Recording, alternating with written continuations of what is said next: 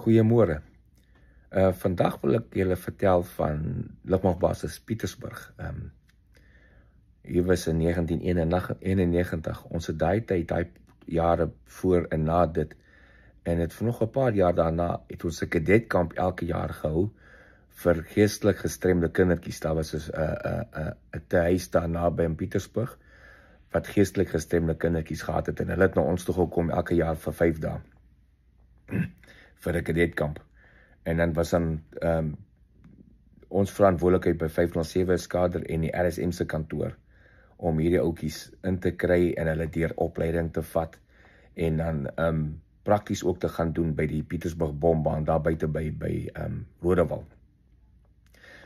So hulle het eers vir so 2 dae was hulle op die basis self. Dan het ons hulle voorberei en hulle die brandweer besoek en hulle die vliegeskaders besoek en gekyk hoe vlieg die impalas en gekyk hoe vlieg die cheetahs en so aan, en die ander afdelings op die basis besoek, en dan het hulle nou die laaste 3 dae of 4 dae het ons hulle uitgevat na die bombaan toe.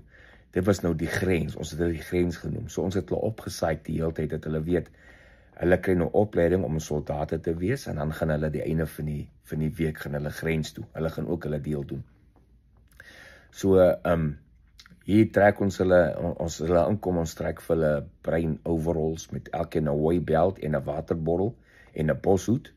Nou trek hulle aan, nou lyk hulle skerp, en hulle lyk soos klein soldaatjies, hulle voel so trots op hulle self en op mekaar. En dan tree ons hulle aan en ons leer hulle bietjie om te drill. Dit is bietjie moeilik om hulle te kry om te links regs en so aan, maar ons kry hulle min of meer aan die gang. Party se konsentrasie is nie so lank as wat die ander sin is nie, maar dis nietemin, dan kry ons hulle beweeg, en jy sien hierdie mannetjies, jy kan sien hoe voel hulle so trots op hulle self, hulle is nou soldate. Nou berei ons hulle voor, maar nou hype ons hulle vir die tyd van ons hulle bombaan toe vat. En ons vertel ook vir hulle, daar by Pietersburg bombaan, as jy inry, daar so groot arch, waar jy onder die hek deurry met die naam boop. As jy daar deurgaan, as jy deur die grens, dan is jy nou op. Dan is jy nou in die war zone. En dis waar die oorlog aan die gang is. So hier ry ons die dag uit bombaan toe, om oorlog by grens toe te gaan. En ons haal die seile van die samels af, dat hulle agterop sit en dan sit nou oop, soos hulle het in die movies altyd gesien, as die soldate met die buffels in die grens inry, sit oop en spring hulle af en hulle maak kontak en so aan. Maar so ons doen dit nou dieselfde, dat hulle kan sien wat gebeur, want ons gaan hulle definitief ref as hulle daar aankom. So by 507 Skader die kampers, wat ook die basis se reaksiemag is, ek laat hulle van hy ligbruin overalls trek by die store, wat daai tyd gebruik was deur die ouens wat die tuindienste en goed op die basis gedoen het. So ek trek hulle dit en trek ons vir hulle Black is Beautiful, hulle smeer hulle Black is Beautiful, hulle het elkeen hulle R5's vol man, elkeen met 10 magasyne by hulle vol blanks, en donderbuise en rookgranate en alles. So hulle is daar aan die veld, hulle saam met, ek dink daai tyd was dit Susan Dijksman wat hulle charge was, wat hulle uitgevat het. Nou, sit hulle op daar in die veld, langs die paadjie as jy in die bombaan inry na die plek toe waar ons gaan bly. En dan het ek ook 'n paar van my ander instrukteurs en wagte van 507 Skaders op die verskillende voertuie ry saam. Ons is ook vol gelaai met wapens en blanks en donderbuise en rookgranate. En ek het ook met kaptein Shalmare gereël, hy was instrukteur op Impalas. Spesifieke dag as ons daar gaan, dan gaan hy kom met sy Impala en so dive op die konvooi, laat dit lyk of hy help om die attack, die vyand te skiet en so aan. So hier ry ons met hulle, nou hype ons hulle op. As die grenspos gaan, dan moet jy sien, skielik is hulle doodstil. Dan hulle weet, nou is dit die grenspos, ons is nou in die operasionele gebied, en hulle moet nou uitkyk. Yes, hulle sien nou, kyk hulle rond, en hulle kyk met groot oë, of hulle nie die vyand sien nie, maar niks gebeur nie. Ry ons so eentjie in die volgende oomblik, alle hel breek los. Man, jy hoor net donderbuise en rook, en die skote begin klap. Eers en hier begin my ouens terugskiet. En dan spring hy terroriste nou op, en hulle kan hardloop bietjie. Dan skiet ons op hulle, dan val hulle daar in die stof, jy weet.